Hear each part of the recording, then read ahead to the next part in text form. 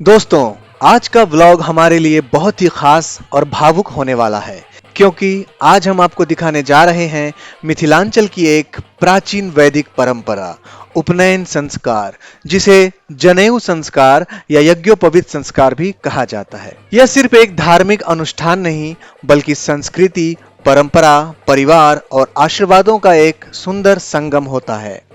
उपनयन संस्कार में एक बटुक यानी एक बालक जनेऊ धारण करता है और वैदिक जीवन में प्रवेश करता है। तो चलिए शुरू करते हैं इस खूबसूरत पारंपरिक यात्रा को और स्वागत है आप सभी का म्यूजिकल हेवन व्लॉग्स में।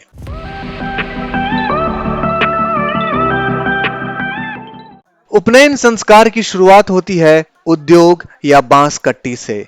शुभ मुहूर्त में परिवार के लोग बांस काटने जाते हैं। इसी बांस से मंडप और पूजा स्थल तैयार किया जाता है। उपनयन संस्कार में हर बटुक के साथ एक महिला निर्धारित होती है जो पूरे संस्कार के दौरान बटुक के साथ रहकर सभी विधियों को निभाती है। जब बटुक का मुंडन होता है तब वही महिला बटुक के बालों को अपने आंचल में संभाल कर रखती है और उपनयन संस्कार संपन्न होने के 3-4 दिन बाद विधि पूर्वक उन बालों का विसर्जन किया जाता है। मिथिला में बांस को शुभता, वंश वृद्धि और मजबूती का प्रतीक माना जाता है। गांव का माहौल इस समय पूरी तरह उत्सवमय हो जाता है और महिलाएं पारंपरिक मंगल गीत गाती हैं।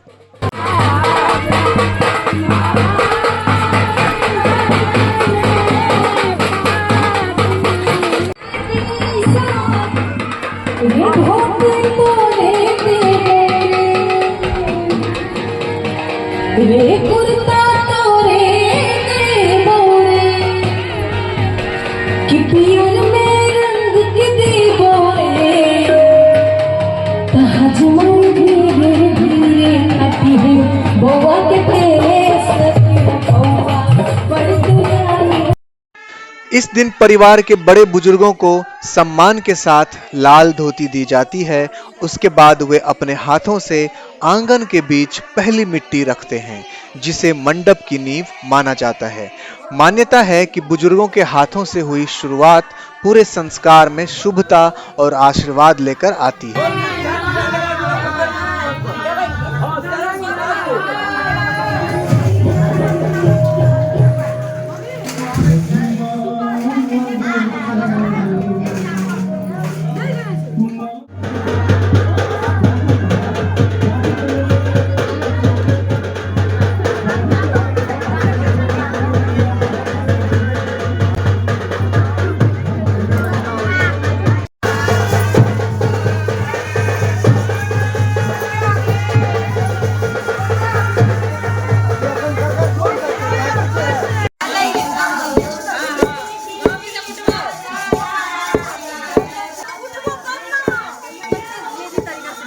मोबाइल चाहिए।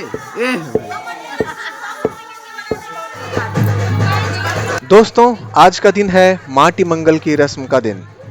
यहाँ पर आप देख सकते हैं कि सभी विवाहित महिलाएं रुई से जनेऊ का सूत बना रही है जो उपनयन संस्कार की एक महत्वपूर्ण रस्म मानी जाती है। जनेऊ का यह सूत परंपरागत रूप से चरखे से बनाया जाता है। आप देख सकते हैं इस कतार में एक जगह चरखे का भी प्रयोग किया जा रहा है। लेकिन हाँ, आजकल हर घर में पर्याप्त चरखे उपलब्ध नहीं होते, इसलिए अधिकतर महिलाएं टोकरी की मदद से ही इस सूत को तैयार कर रही हैं। जनेऊ का सूत तैयार करने के बाद सभी महिलाएं बटुक के साथ तालाब या पोखर जाती है। सबसे पहले बटुक अपने हाथों से तालाब की शुभ मिट्टी निकालता है और उस मिट्टी को थालियों में सजाया जाता है। उसके बाद घर की विवाहित महिलाएं मंगल गीत गाते हुए उस मिट्टी की थाली को अपने सिर पर रखकर एक कपड़े से ढककर एक कतार में आंगन तक लेकर आती हैं। फिर उसी मिट्टी से मंडप के आधार को लीपा जाता है। मिथिला में माना जाता है कि यह मिट्टी घर में सुख, समृद्धि और मंगल लेकर आती है। माटी मंगल के अगले दिन होती है एक और पारंपरिक रस्म, छगराधूर। दोस्तों, आप देख सकते हो यहाँ पे जो है यज्ञोपवीत संस्कार का जो है हम लोगों में छगराधूर कहते हैं और ये चल रहा है हमारे मरवा की सजावट। भाई बहन लोग हम लोग सब मिलके देखो मरवा सजा रहे हैं। ठीक है, चल रहा है एकदम सजावट चल रहा है, देख रहे हो आप है ना। ये सारा डेकोरेशन का हमने यहाँ पे जमा कर रखा है। और ये मिथिलांचल की पारंपरिक रस्मों में छगरा धूर का भी विशेष महत्व है। पुरानी परंपराओं में बटुक को प्रतीकात्मक रूप से बकरे के पास ले जाया जाता था।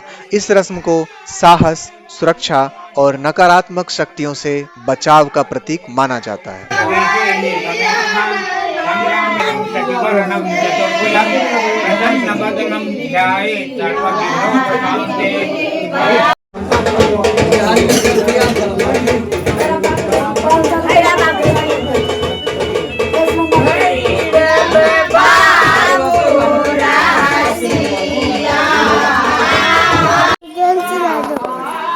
दोस्तों ये देखो जो मंडप है ये सज गई है एकदम। हमने कल रात एकदम 3-4 बजे तक इसको डेकोरेट करके सजा दिया है।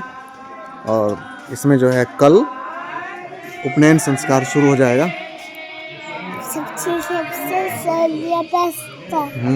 एकदम बढ़िया से सजा दिया गया है।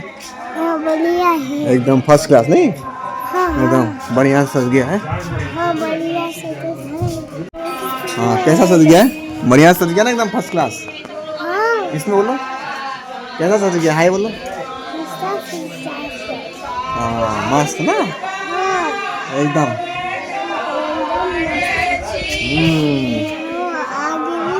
आगे भी सज गया है देखो।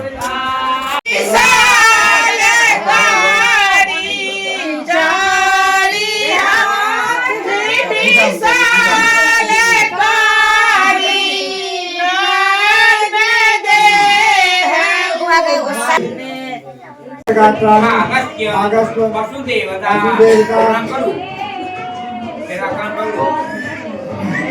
ओम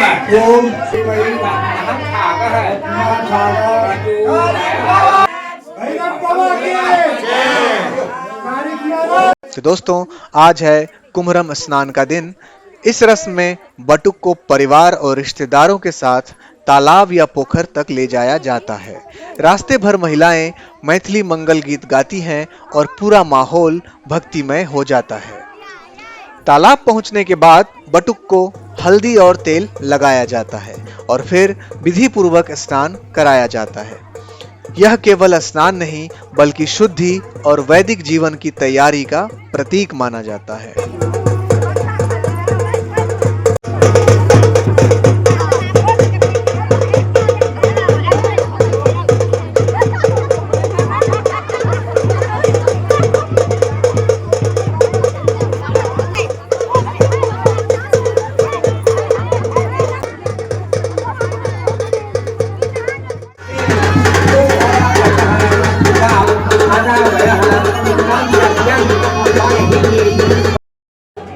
दोस्तों कुम्हरम स्नान के बाद रात में होती है झुटका बंधन की रस्म। बटुक को पवित्र वस्त्र पहनाकर आसन पर बैठाया जाता है।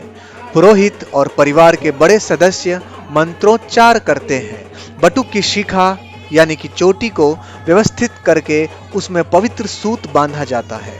महिलाएं मंगल गीत गाती हैं और बटुक को आशीर्वाद देती हैं।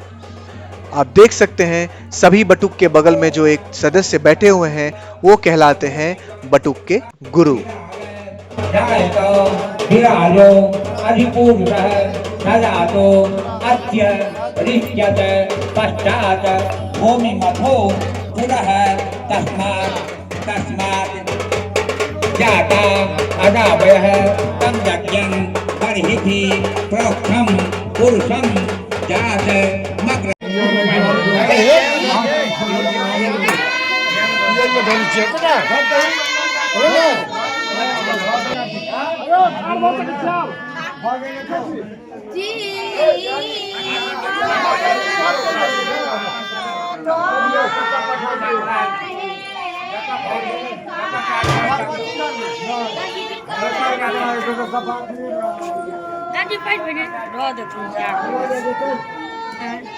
झुटका वाला बरवा तो दोस्तों, उपनयन संस्कार के दिन सुबह होती है मिथिला की एक अनोखी परंपरा जिसे कहा जाता है आम विवाह। इस रस्म में बटुक का प्रतीकात्मक विवाह आम की डाली के साथ कराया जाता है। वैदिक मंत्रों और पारंपरिक विधि विधान के बीच यह रस्म संपन्न होती है। माना जाता है कि आम का वृक्ष शुभता, समृद्धि और मंगल जीवन का प्रतीक होता है।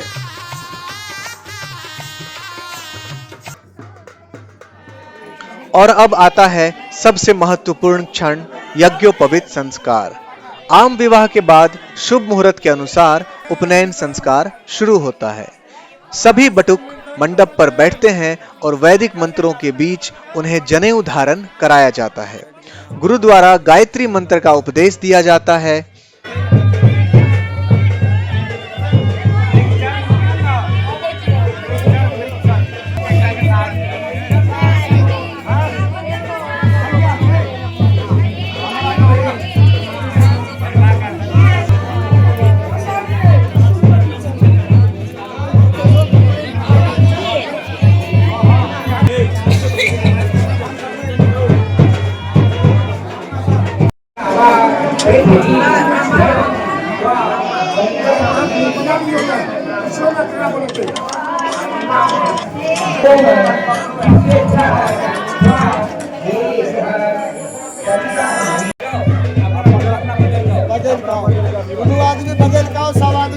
जल्दी जल्दी बदल गाओ, धोती पहन गाओ फटाफट।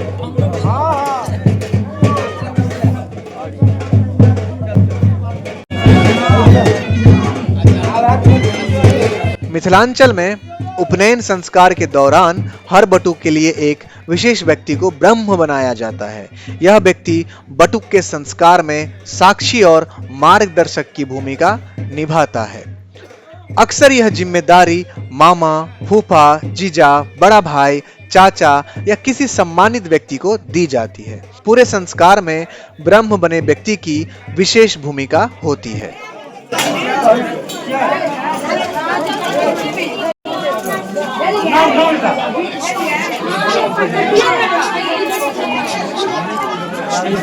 मित्रों, ये हो रहा है, आप देख सकते हो, ये बरुआ है, यहाँ पे सबको भीख दिया जाएगा और वो अभी फास्ट में है, खाना खा के फल फूल खा सकते हैं और जो भीख ये दिया जाएगा यही खा सकते हैं वो, और कुछ नहीं खा सकते। भीख दिया जाता है और वो 3-4 दिन तक अब इसमें रहेंगे, यही सब खाएंगे। उपनयन संस्कार के बाद बटुक पहली बार भिक्षा मांगता है। वह हाथ जोड़कर कहता है, भवती भिक्षाम देहि। परिवार और रिश्तेदारों की महिलाएं बटुक को आशीर्वाद, दक्षिणा और उपहार देती है। छोटू,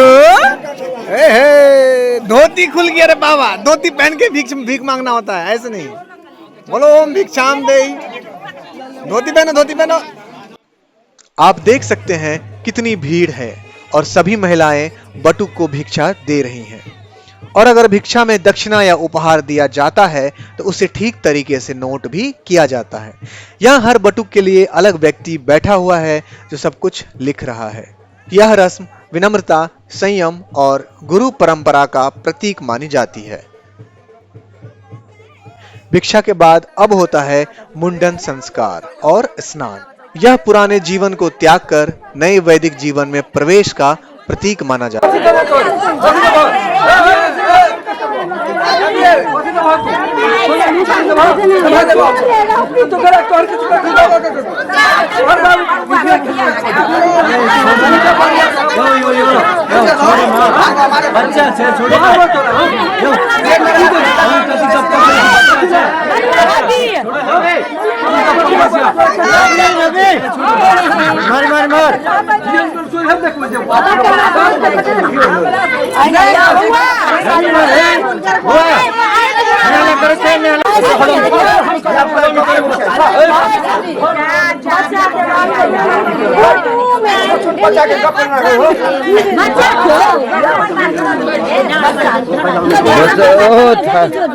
ठाकुर जी बच्चा भगवान है। यहाँ नाई और बटुक के बीच हल्का फुल्का मजाक और मस्ती भी देखने को मिल रही है। मिथिलांचल में ऐसे संस्कारों के दौरान हंसी मजाक की परंपरा काफी पुरानी है। कभी कभी मजाक थोड़ा गंभीर हो जाता है, लेकिन अभी सब कुछ बिल्कुल सामान्य है। आप देख सकते हैं कि दो नाई मिलकर सभी बटुक का मुंडन कर रहे हैं। मुंडन के बाद इन्हें मटके के पवित्र जल से स्नान कराया जाता है। उसके बाद नए वस्त्र पहनाकर कुल देवी देवताओं का आशीर्वाद लिया जाता है। अंत में होती है चुमान की रस्म। घर की महिलाएं और बड़े बुजुर्ग दही, अक्षत और तिलक से बटुक को आशीर्वाद देते हैं। मंगल गीतों और परिवार के आशीर्वादों के साथ उपनयन संस्कार संपन्न होता है। दोस्तों, आज ही की रात में कई घरों में एकादशी यज्ञ भी किया जाता है। हालांकि यह इस बात पर निर्भर करता है कि उपनयन संस्कार वाले दिन के मुहूर्त में एकादशी पड़ रही हो या नहीं। मिथिलांचल के परंपरा में यह यज्ञ प्रायः दादी या घर की वरिष्ठ महिला द्वारा किया जाता है, जिन्हें एकादशी यज्ञ करना होता है। वह पूरे दिन बिना पानी पिए उपवास रखती हैं और यज्ञ संपन्न होने के बाद ही कुछ ग्रहण करती हैं। यह परंपरा श्रद्धा, संयम और परिवार की मंगल कामना का प्रतीक मानी जाती है। दुर्भाग्यवश दोस्तों, किसी कारणवश मैं उस यज्ञ का वीडियो रिकॉर्ड नहीं कर पाया, इसलिए आपको वह दृश्य दिखा नहीं पाऊंगा। दोस्तों, मिथिलांचल के उपनयन संस्कार में भोज की परंपरा का भी बहुत बड़ा महत्व होता है। यह भोज 3 मुख्य अवसरों पर कराया जाता है। सबसे पहले उद्योग यानी पहली विधि के दिन, फिर कुम्हरम स्नान के दिन और सबसे बड़ा भोज होता है उपनयन संस्कार के दिन। इन तीनों अवसरों पर परिवार अपनी सामर्थ्य के अनुसार रिश्तेदारों, गांव वालों और मेहमानों को आमंत्रित कर भोज करवाता है। यह सिर्फ भोजन नहीं, बल्कि प्रेम, सम्मान और सामुदायिक एकता का प्रतीक माना जाता है। उपनयन संस्कार के 3-4 दिन बाद होता है रातिम। इस दिन वही महिलाएं जो बटुक के मुंडन के बालों को संभाल कर रखती हैं, उन बालों का विधि पूर्वक विसर्जन करती हैं। रातिम के दिन भी भोज कराया जाता है, लेकिन यह भोज सामान्य रूप से छोटे पैमाने पर होता है, जबकि उपनयन के मुख्य भोज का आयोजन काफी बड़े स्तर पर किया जाता है। दोस्तों, मिथिलांचल का उपनयन संस्कार सिर्फ एक रस्म नहीं, बल्कि हमारी संस्कृति, परंपरा और पारिवारिक भावनाओं का एक सुंदर उत्सव है। अगर आपको हमारा यह पारंपरिक व्लॉग पसंद आया हो तो वीडियो को लाइक जरूर कीजिएगा और चैनल म्यूजिकल हेवन व्लॉग्स को सब्सक्राइब करना बिल्कुल मत भूलिए। कमेंट करके जरूर बताइए कि आपके यहाँ कौन कौन सी परंपराएं निभाई जाती हैं। तो मिलते हैं अगले व्लॉग में। धन्यवाद। जय श्री राम।